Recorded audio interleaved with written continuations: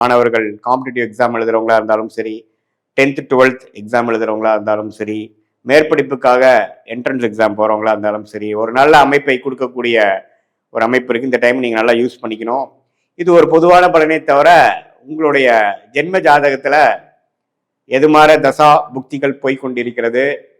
உங்களுடைய லக்னம் என்ன, உங்களுடைய நட்சத்திரம் அவிட்டமா, திருவோணமா, உத்திராடமா அப்படிங்கிறதெல்லாம் பார்த்து உங்கள் தசாபுக்திகள் எப்படி போய் கொண்டிருக்கிறது, அந்த தசநாதனும்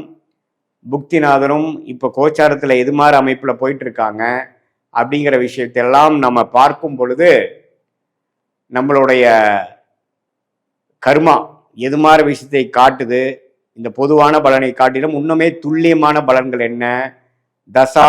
புக்தி அந்தரம்னு நம்ம பிரித்து தசைய வருட கணக்கில் பார்த்து, புக்தியை 2 வருடம் 3 வருடம் லெவலில் பார்த்து, அந்தரம் பார்த்தீங்கன்னா